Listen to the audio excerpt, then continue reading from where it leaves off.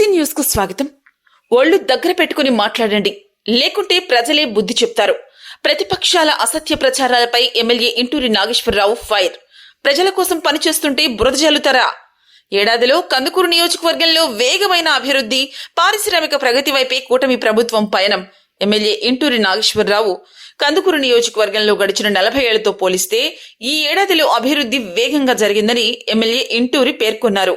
Kandukur Telugu Desam party కార్యాలయంలో గురువారం ఉదయం కందుకూరు శాసనసభ్యులు ఇంటూరి నాగేశ్వరరావు మీడియా సమావేశం నిర్వహించారు.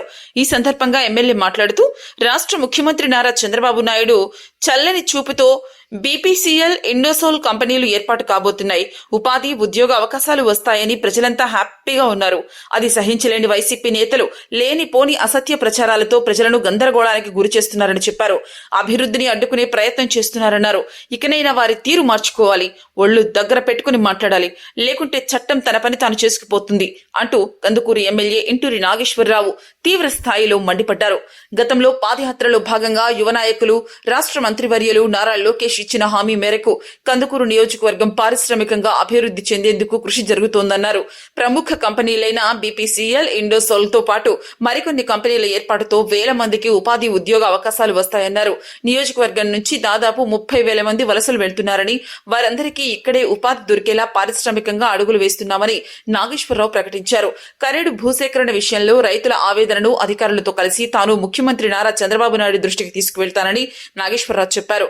కేవలం 4,500 ఎకరాలు మాత్రమే సేకరించేందుకు ముఖ్యమంత్రి అంగీకరించారని స్పష్టం చేశారు. కానీ వైసీపీ నేతలు ఆ గ్రామాలలోకి వెళ్లి అబద్దాలను ప్రచారం చేస్తున్నారని ఎమ్మెల్యే మండిపడ్డారు. సోషల్ మీడియాలో పదే పదే అసత్య ప్రచారాలు చేస్తున్నారని అన్నారు. లింగసముద్రం మండలంలో జేఎస్డబ్ల్యూ కంపెనీకి వేలాది ఎకరాలు దారాదత్తం చేస్తున్నారని, ప్రతిపక్షాలు మరో నాటకానికి తెరతీశారని ఇంటూరి నాగేశ్వరరావు వ్యాఖ్యానించారు. 2022లో అప్పటి వైసీపీ ప్రభుత్వం హైపవర్ కమిటీని ఏర్పాటు చేసి కమిటీ నివేదిక ఆధారంగా 2023లో శాంపిల్ తవ్వకాల కోసం జీవో విడుదల చేసిందని చెప్పారు. జేఎస్డబ్ల్యూ కంపెనీ నుంచి 1.5 కోట్లు డబ్బులు కట్టించుకుని 11,947 చదరపు మీటర్ల పరిధిలో తవ్వకాలకు అనుమతులు ఇచ్చిందన్నారు. అవన్నీ బయట పెట్టకుండా తమ ప్రభుత్వంపై నిందలు వేస్తున్నారని వైసీపీ ఎమ్మెల్సీ తూమాటి మాధవరావును ఉద్దేశించి నాగేశ్వరరావు ఘాటుగా మాట్లాడారు. రాజకీయ నాయకుడిగా విలువలు కాపాడుకోవాలి తప్ప ఇలాంటి నీచ రాజకీయాలు చేయొద్దని హెచ్చరించారు. ఇటీవల కందుకూరు పట్టణంలో ఆమ్ ఆద్మీ పార్టీ కార్యాలయంపై అధికార పార్టీ వ్యక్తులు దాడి చేశారంటూ కొందరు కట్టుకథలు ప్రచారం చేశారని ఎమ్మెల్యే ఫైర్ అయ్యారు. అందులో ఎలాంటి రాజకీయ కుట్ర లేదని పోలీసులే తేల్చేశారన్నారు. దాడులు చేసే సంస్కృతి తమది కాదని, ఇకపై మాట్లాడే ముందు ఒళ్ళు దగ్గర పెట్టుకుని మాట్లాడాలని Aam Aadmi party zonal incharge నీతి ఉమామహేశ్వరరావును ఉద్దేశించి ఎమ్మెల్యే వార్నింగ్ ఇచ్చారు. లేకుంటే ప్రజలే బుద్ధి చెప్తారని చెప్పారు. సోషల్ మీడియాలో విచక్షణ లేకుండా ప్రజలను రెచ్చగొట్టేలా పోస్టులు పెడుతున్నారని అన్నారు. త్వరలో జరగబోయే కందుకూరు మున్సిపాలిటీ ఎన్నికలు, 2029లో జరగబోయే సార్వత్రిక ఎన్నికల్లో కూడా ప్రజలు తమ వైపే ఉంటారని ఎమ్మెల్యే నాగేశ్వరరావు ధీమా వ్యక్తం చేశారు. ఈ కార్యక్రమంలో పట్టణ పార్టీ అధ్యక్షుడు దామ మల్లేశ్వరరావు, కందుకూరు మండల పార్టీ అధ్యక్షులు బుసారెడ్డి కృష్ణారెడ్డి, లింగసముద్రం మండల పార్టీ అధ్యక్షులు పూరిమెట్ల గురునాథం, గుడ్లూరు మండలం పార్టీ అధ్యక్షులు జనిగర్ల నాగరాజు తదితరులు పాల్గొన్నారు.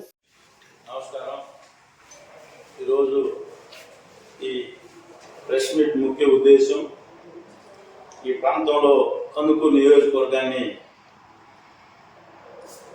లోకేష్ బాబు యువగలం పాదయాత్రలో పులిటోర్పాలెం బహిరంగ సభలో ఆ రోజు ఒక వాగ్దానం కూడా చేయడం జరిగింది. మీరు అందరూ కూడా చూసి ఉంటారని నేను అనుకుంటున్నా. ఈ వెనకబడి ప్రకాశం జిల్లాని పారిశ్రామికంగా అభివృద్ధి చేసే దాంట్లో మా ప్రభుత్వం, తెలుగుదేశం పార్టీ ఉమ్మడి ప్రభుత్వం వచ్చిన తర్వాత ఈ జిల్లాని ప్రత్యేకంగా డెవలప్ చేస్తానని చెప్పి ఆ రోజు కమిట్మెంట్తో చెప్పడం జరిగింది.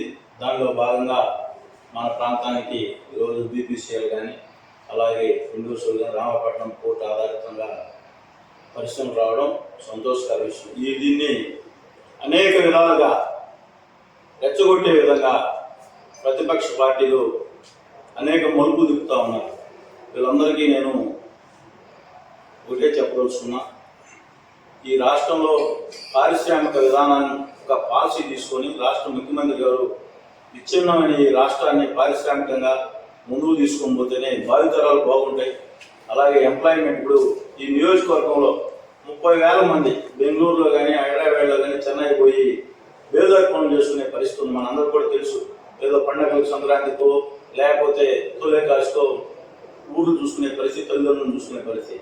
ఇటువంటి పరిస్థితుల్లో ఈ నియోజకవర్గంలో పారిశ్రామికంగా ముందుకు పోతే అందరూ కూడా వాళ్ళ కుటుంబాలు బాగుంటాయి, అలాగే వాళ్ళ జీవన విధానం కూడా మారుతుందని చెప్పి ఆలోచనతో ప్రభుత్వం నిర్ణయం తీసుకుంటే ఈరోజు ఇండోసోల్ ల్యాండ్ రావూరు చేవూరు ఆ రోజు ప్రభుత్వం 2022లో జీవో ఇచ్చి వాళ్ళకి కనీసం ఒక 100 ఎకరాలు కూడా పొజిషన్ కూడా ఇవ్వకుండా ఈరోజు వాళ్ళ మీద ఏదో సానుభూతి ఉన్నట్లు వేరేలాగా కాకుండా ప్రభుత్వాలు ఏదైనా కానీ పారిశ్రామికవేత్తలని గౌరవంగా చూడాలని ముఖ్యమంత్రి గారు అనేక అపోహలు ఉన్నా కూడా దాన్ని కూడా పక్కన పెట్టి ఈ రాష్ట్రం బాగుపడాలని చెప్పి అందరికి అన్ని కంపెనీలు కూడా ఏవైతే లాస్ట్ గవర్నమెంట్లో పెట్టుబడులు పెట్టడానికి ముందుకు వచ్చిన కంపెనీలన్నింటినీ కూడా ముందుకు తీసుకుని పోయే కార్యక్రమంలో భాగంగా వాళ్ళు మన ప్రాంతానికి బీపీసీ పరిశ్రమ వస్తే ఇది పెద్ద పరిశ్రమ అని చెప్పి వాళ్ళని కన్విన్స్ చేసి కరేడు ప్రాంతాన్ని వాళ్ళని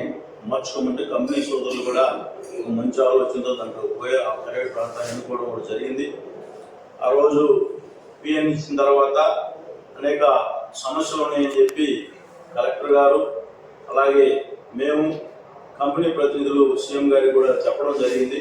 ఆయన కూడా మంచి మనసుతో ఆ ప్రాంతంలో 4,800 ఎకరాలు తీసుకోమని చెప్పి చెప్పడం, ఆ తర్వాత గౌరవ కలెక్టర్ గారు ప్రెస్కి ఇవ్వడం, ఇవన్నీ జరిగిన తర్వాత కూడా ఇంకా జనాలని మాయ మాటలు చెప్పి ఇంకా జనాలను రెచ్చగొట్టే ఆలోచనతో ఈ ప్రతిపక్ష పార్టీలు ముందుకు పోతా ఉన్నాయంటే నేను ప్రతిపక్ష పార్టీ సోదరులను కూడా చెప్తా ఉన్నా, మీరు కూడా వాస్తవాలు చెప్పండి. దాంట్లో ఎంత పొలం తీసుకున్నారు, ఏ విలేజ్ ఆర్ఎన్ఆర్ కాలనీకి తీసుకుంటున్నారు అనేది కూడా చెప్పి ఆ తర్వాత వాళ్ళకి న్యాయమైన కోరికలు ఏవైతే ఉంటాయో ఆర్ఎన్ఆర్ కాలనీలో మౌలిక వస్తువులు కానీ ఏవైతే వాళ్ళ జీవనోపాధి కోల్పోతే వాళ్ళకి రేపు ఆ కంపెనీలో ఏ విధంగా వాళ్ళని బాగు చేయాలి, వాళ్ళ కుటుంబాలను బాగు చేయాలి అనే దాని విషయంలో కానీ ఈరోజు రైతులకు ఇచ్చే ప్రైస్లో ఏదైనా వ్యత్యాసాలు ఉన్నా వాళ్ళకి మంచి కాంపెన్సేషన్ ఇచ్చే దాంట్లో కలిసి వస్తే మీతో కూడా మేము కూడా కలిసి రైతులందరూ కూడా మన ప్రాంత రైతులకి న్యాయం చేసే దాంట్లో మేము ముందుంటామని చెప్పి దీనికి సహకరించాలి. కానీ నిద్రలు వేస్తే ఏదో ఒక అపోహలకు గురి చేసి వాళ్ళని